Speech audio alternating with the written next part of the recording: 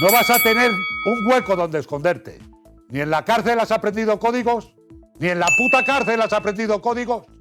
Vas a avasallar a quien yo te diga. Vas a gritar en la calle a quien yo te diga. Vas a amenazar a quien yo te diga. La denuncia te la va a poner mi hijo mañana. Porque yo no sabía eso. Me parece repulsivo que seas tan traidora. Me parece repulsivo que estés siempre cerca del árbol que más calienta. Que eres poco de fiar. Muy poco de fiar. Que estás dispuesta a blanquear a quien sea y al precio que sea. Que no tienes dignidad ni para enfrentar las contradicciones de tu hija, ni las de tu yerno, ni las de tu nuero, ni las de Dios bendito. Cada día eres más pequeña, cada día eres más cobarde, cada día eres más sucia. Que no tienes narices para decirle a tu hija lo que hiciste con Laura en maquillaje. Fíjate si tienes pocas agallas. Fíjate si le tienes miedo a tu hija. Conflictos familiares los tuyos. Conflictos familiares los de tu hermana. ¿Por qué no hablas del divorcio de tu hermana? ¿Por qué no hablas de la situación traumática de sus hijos y no de los míos? ¿Por qué me nombras a mí? ¿Tienes a Potota al lado? ¿Te acuerdas cómo fue aquello? Cuando se divorcia tu hermana, cuando se separa, pierde la custodia de sus hijos. ¿Por qué? ¿Haces memoria? Digamos que por una conducta poco adecuada a lo que conlleva la custodia de unos hijos de esa edad. Y le dan la custodia al padre. Luego tu hermana, en su derecho, recurre y consigue la custodia compartida. Lo que no se ha dicho nunca es qué armas utilizasteis para que ese recurso saliera adelante. Acusasteis al padre de tus sobrinos de una conducta que tu sobrina negó en sede judicial, por cierto. Te ha dado lo mismo todo. Vendes una portada diciendo: estoy ingresada en la misma habitación en la que murió mi madre. ¿Se puede ser más obsceno? ¿Se puede ser más obsceno? ¿Se puede ser más obsceno? La escalera internacional. Es tú y el de blanco es Laura, ¿vale? Exacto. ¿Tú qué le dices? Digo, bueno, me cuenta lo que ¿Lo que ha ocurrido? Y le digo, el que diga eso o está loco o es un hijo de la gran puta. Cuando se divorcia tu hermana, cuando se separa, pierde la custodia de sus hijos. ¿Por qué? ¿Haces memoria? Digamos que por una conducta poco adecuada a lo que conlleva la custodia de unos hijos de esa edad. ¿En qué pata os apoyasteis? ¿En qué influencias? Tu madre tenía muchas. Era íntima amiga del ministro del Interior, Jaime Mayor Oreja. Comían casi todos los jueves juntos. Hay cosas que se cuecen a fuego lento durante meses, acumulando tensión, acumulando rabia, acumulando todo lo que no se ha dicho en público, todo lo que se ha tragado con una sonrisa delante de las cámaras. Y luego, un día, explotan, sin aviso, sin filtro, sin que nadie pueda parar lo que viene. Y eso es exactamente lo que pasó en el programa de Los Dos Kikos en YouTube, ese espacio que se ha convertido en la válvula de escape de todo lo que la televisión convencional ya no se atreve a decir, donde Kiko Matamoros, fuera de sí, completamente fuera de sí, soltó todo lo que llevaba guardado sobre Carlo Costancia, sobre Terelu Campos y sobre unas acusaciones que apuntan directamente al divorcio de Carmen Borrego y a una historia que llevaba años sepultada bajo capas de silencio cómodo y de conveniencia mediática. ¿Tienes idea de lo que se reveló ahí dentro?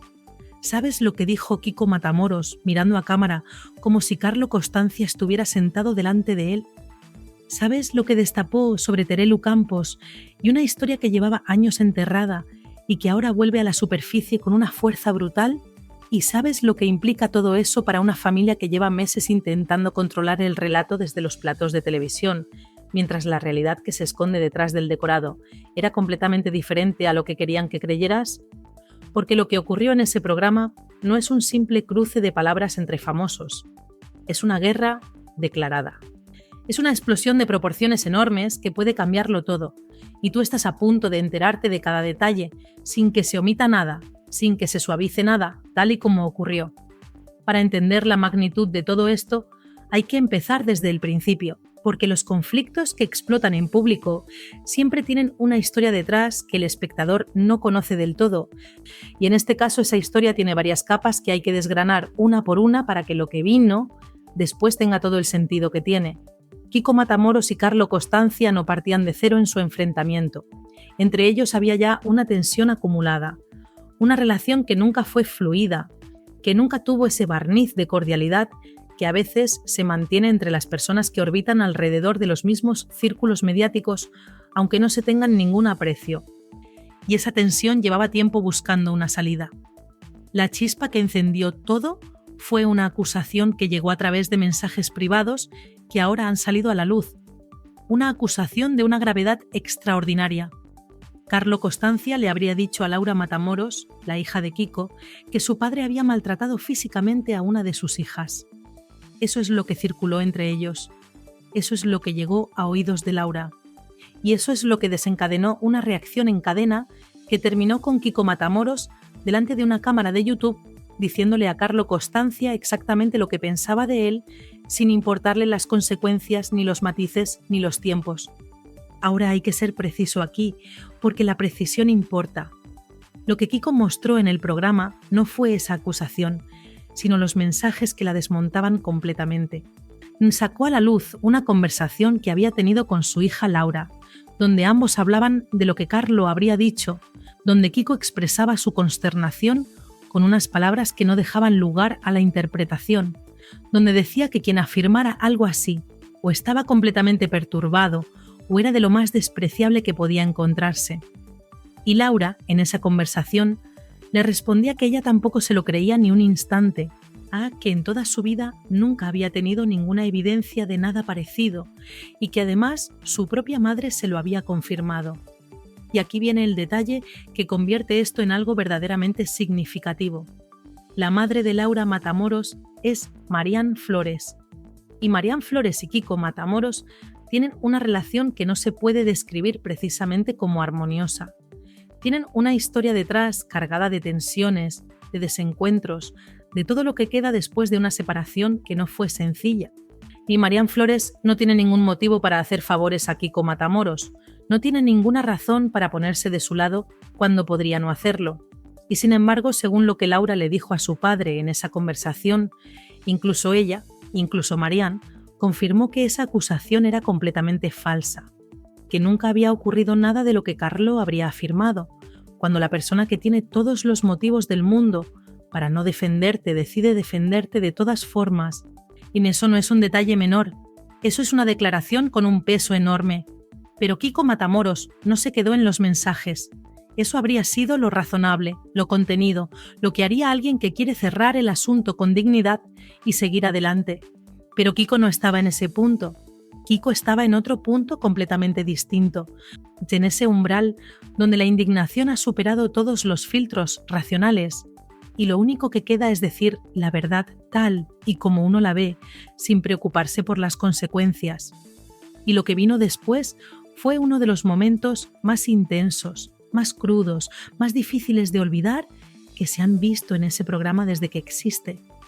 Se colocó delante de la cámara, la miró directamente y empezó a hablar con Carlo Costanza como si lo tuviera enfrente, sin el lenguaje cuidado que se usa habitualmente en televisión, sin los rodeos que se emplean cuando uno sabe que hay abogados escuchando, con la franqueza sin adornos de alguien que ha tomado una decisión y que ya no va a dar marcha atrás. Le dijo que era un fanfarrón de poca categoría que iba por la vida intentando intimidar a quienes tenía alrededor, que se creía que podía difamar a cualquiera sin que hubiera ninguna consecuencia y que intentaba sojuzgar y amedrentar, y que eso decía todo lo que había que saber sobre quién era y de dónde venía. Y entonces reveló algo que hasta ese momento no había salido en ningún medio, que Carlo Costanza, según lo que Kiko afirmaba tener conocimiento directo, habría amenazado con agredir físicamente tanto a Diego Matamoros, su hijo, como al propio Kiko. No como una expresión de rabia en un momento de tensión, no como una de esas cosas que se dicen en el calor de una discusión y que nadie toma en serio, sino como una amenaza deliberada, con una intención específica detrás. Y fue más allá todavía. Mencionó que esa amenaza incluía causarle una lesión de tal gravedad que podría haber supuesto la amputación de una extremidad. Lo dijo con esa calma escalofriante que tienen las personas cuando están más allá de la rabia, y cuando ya han procesado la indignación y lo que queda es solo la determinación de que todo salga a la luz. Le dijo a Carlo que no tenía la valentía de decirle nada de eso a la cara, que si tenía algo que decirle que le buscara, que le llamara, que le pidiera su número de teléfono a quien hiciera falta, que esconderse detrás de mensajes y de intermediarios era exactamente lo que correspondía esperar de alguien como él. Y las palabras que usó para describir lo que pensaba de Carlo Costanza no eran las palabras que se usan en televisión. Eran las palabras que se usan cuando uno ya no está actuando para una audiencia, sino simplemente dejando salir lo que lleva dentro. La pregunta que todo el mundo se hizo al ver eso fue la misma. ¿Cómo responde Carlo a esto? ¿Cómo responde Alejandra Rubio, o que es su pareja y que está atrapada entre el hombre con el que ha decidido construir su vida y la familia mediática de la que proviene? Porque cuando alguien te ataca de esa manera en público, con esa contundencia, con esas palabras, con esas acusaciones tan específicas, el silencio tiene un coste muy alto, pero también lo tiene la respuesta, porque entrar en esa guerra con Kiko Matamoros en ese estado es meterse en un terreno donde las reglas las pone él y donde la temperatura es tan alta que cualquier cosa que se diga puede arder inmediatamente y volverse en contra de quien la diga. Por el momento, la estrategia que parece estar manejando el otro bando es el silencio, ignorar, esperar, confiar en que la tormenta pase sin que sea necesario alimentarla con una respuesta que la haría más grande. O sea, una estrategia que tiene su lógica a corto plazo, pero que presenta un problema fundamental, y es que las acusaciones que Kiko ha hecho no son vagas, ni genéricas, ni opinables. Son acusaciones concretas sobre hechos concretos, sobre amenazas físicas con descripción detallada, sobre difamación con nombres y fechas. Ante ese tipo de acusaciones, el silencio no es neutral.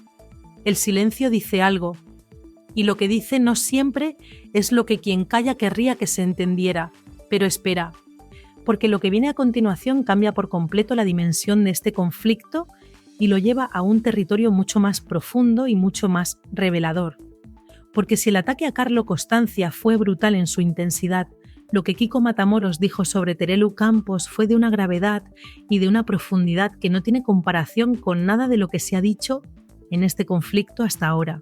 Y Kiko no fue a por Terelu, por lo que ha dicho recientemente, ni por su posicionamiento actual en este asunto. Fue a por ella por lo que hizo hace años, por decisiones que se tomaron cuando nadie estaba mirando con la atención con la que se mira ahora, por una historia que tiene que ver con un divorcio, con una custodia, con unos hijos y con unas acusaciones que se lanzaron en un proceso judicial y que según Kiko nunca se sostuvieron en la realidad. Moon empezó construyendo el perfil de Terelu antes de ir al fondo del asunto, porque Kiko es un narrador y sabe que el impacto de una revelación se multiplica cuando el terreno está bien preparado. Le llamó alquimista del dolor.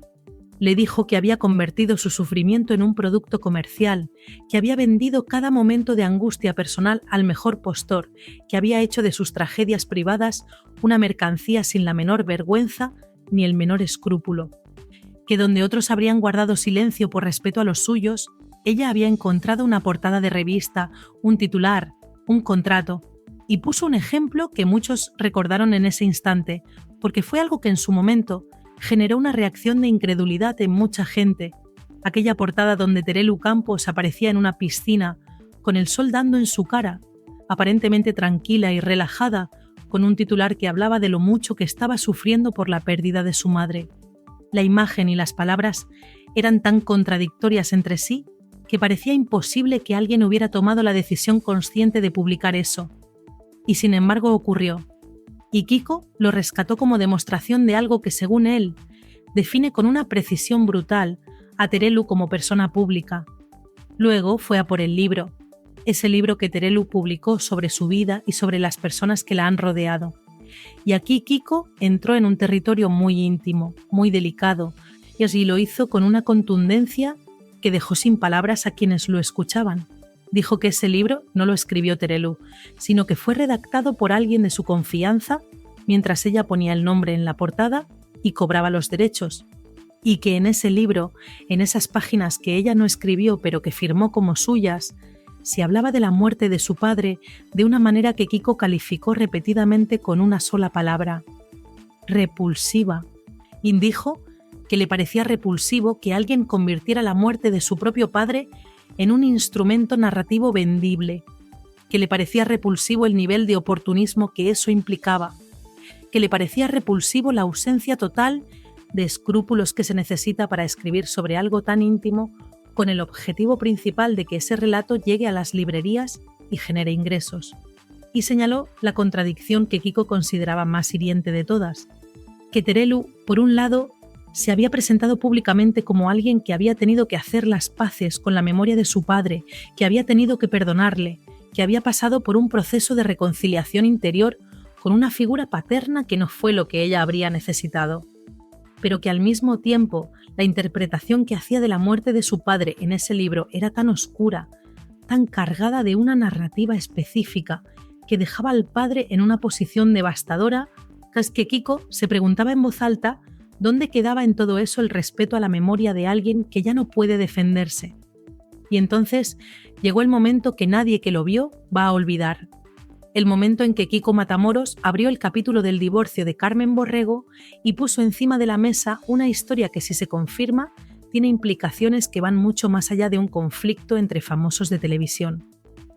Carmen Borrego se divorció de José Carlos Bernal, el padre de sus hijos. Ese divorcio fue un proceso largo y complicado, como lo son casi todos los divorcios, cuando hay hijos de por medio y cuando las circunstancias personales de cada parte entran en conflicto en el ámbito judicial. Lo que se supo en su momento fue que inicialmente la custodia de los hijos de Carmen no recayó en ella sino en el padre, porque el proceso judicial determinó que su conducta no era compatible con las responsabilidades que conlleva la custodia de menores de esa edad. Eso ocurrió, y está en el registro de lo que se sabe de ese divorcio.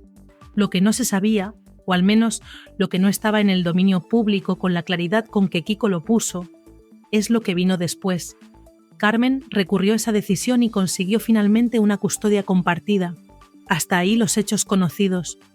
Pero Kiko fue a la pregunta que nadie había hecho con esa precisión, la pregunta de cómo se consiguió ese recurso, qué argumentos se emplearon, en qué se dijo del padre de los hijos de Carmen para que la resolución judicial que le había sido desfavorable terminara revisándose.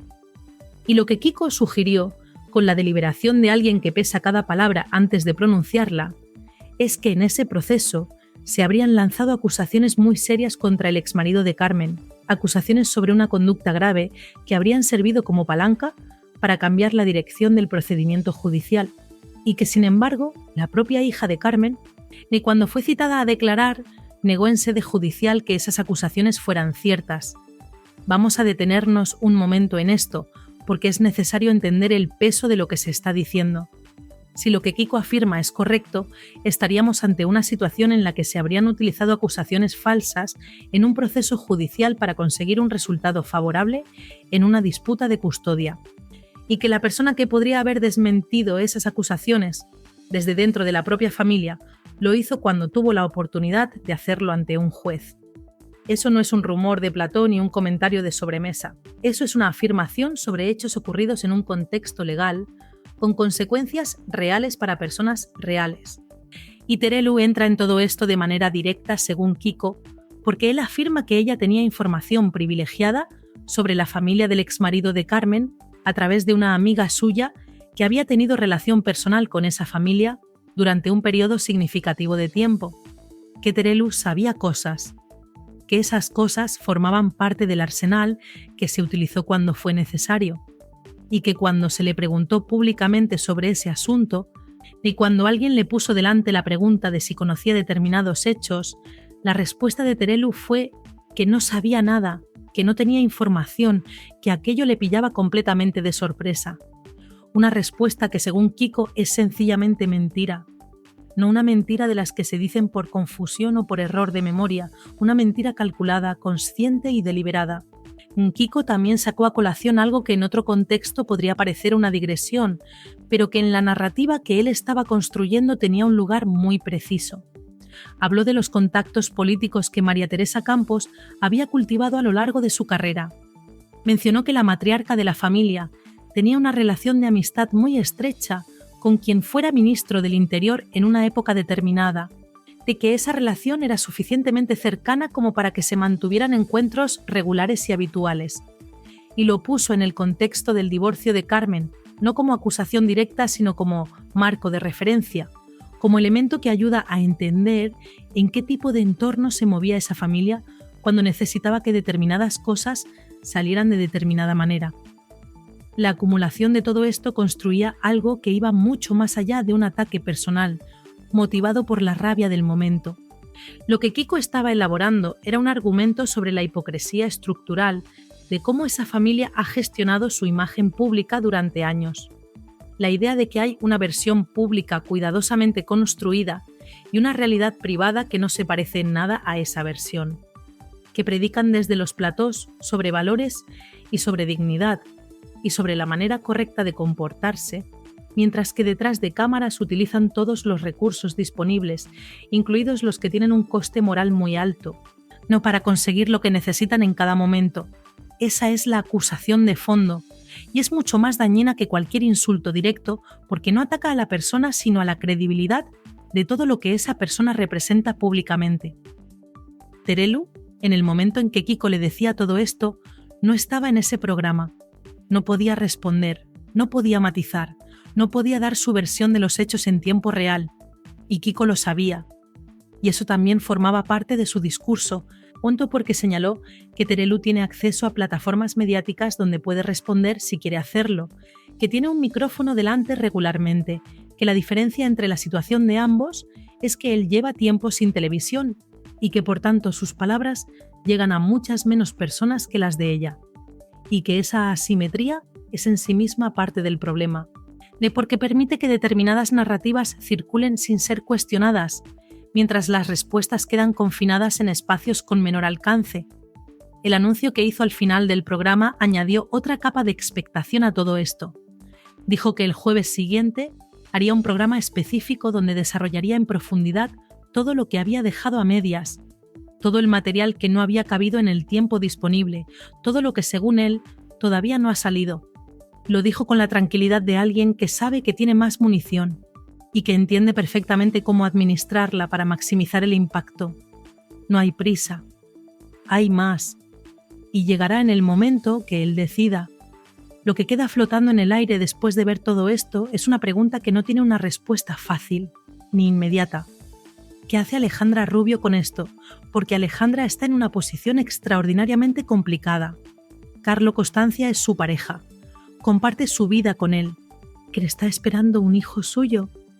Y al mismo tiempo la familia de la que procede, su madre, su tía, están siendo atacadas con una intensidad y con una especificidad que hace imposible mirar para otro lado indefinidamente. En algún momento va a tener que posicionarse.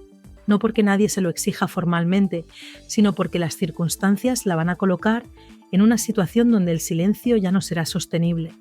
Y mientras todo esto ocurre, mientras los bandos se recolocan y calculan sus próximos movimientos, el programa de los Kikos sigue acumulando visitas. 80.000 en el momento en que se comentaba, pero con una tendencia que apunta hacia arriba, porque este tipo de contenido tiene una vida larga, se comparte, se comenta, llega a personas que no lo buscaban y que de repente se encuentran con que hay una historia mucho más compleja y mucho más oscura de lo que las versiones televisivas habían sugerido hasta ahora. Esta historia no ha terminado, ni siquiera ha llegado a su momento más alto. Lo que hemos visto es la apertura de un conflicto que tiene muchas más capas debajo de las que han aflorado. Una guerra que lleva años gestándose en los márgenes de los platós y que ahora ha encontrado el canal para salir a la superficie con toda su fuerza. Y lo que venga el jueves, lo que Kiko Matamoros decida revelar en ese programa que prometió, puede ser el capítulo que cambie definitivamente la dirección de todo esto. Porque cuando alguien ha cruzado esa línea, cuando ya ha dicho en voz alta las cosas que hasta ahora solo se susurraban, el camino de vuelta ya no existe. Y Kiko Matamoros lleva demasiado tiempo en esto como para no saber exactamente dónde está pisando. Vas a avasallar a quien yo te diga.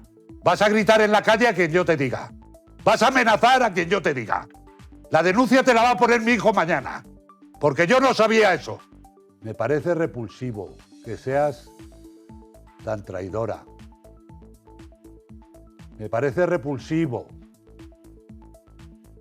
que estés siempre cerca del árbol que más calienta. Que eres poco de fiar. Muy poco de fiar.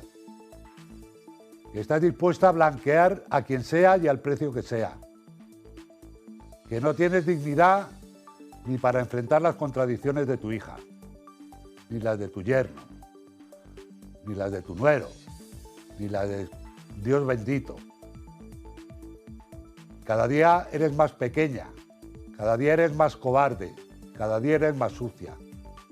Que no tienes narices para decirle a tu hija lo que hiciste con Laura en maquillaje. Fíjate si tienes pocas agallas. Fíjate si le tienes miedo a tu hija. Conflictos familiares los tuyos.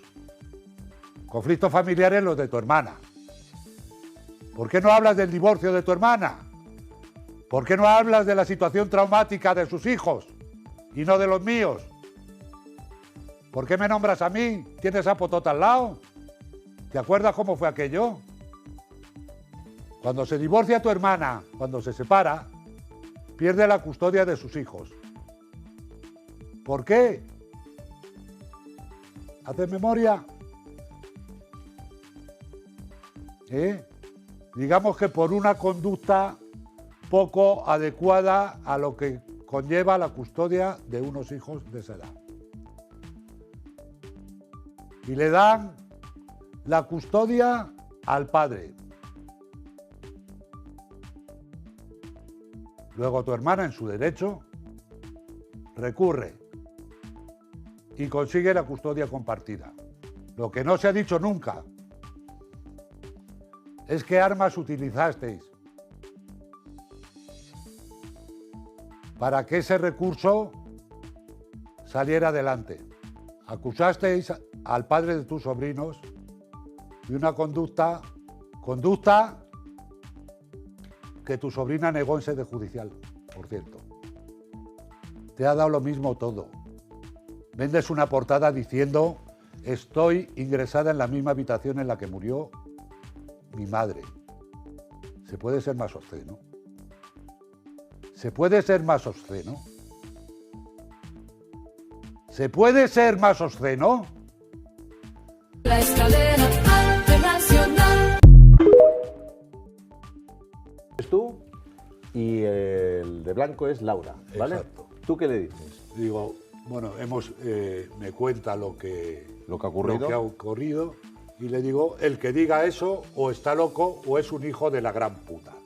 Cuando se divorcia tu hermana, cuando se separa, pierde la custodia de sus hijos. ¿Por qué? ¿Haces memoria? Digamos que por una conducta poco adecuada a lo que conlleva la custodia de unos hijos de esa edad. ¿En qué pata os apoyasteis? ¿En qué influencias? Tu madre tenía muchas. Era íntima amiga del ministro del Interior, Jaime Mayor Oreja. Comían casi todos los jueves juntos.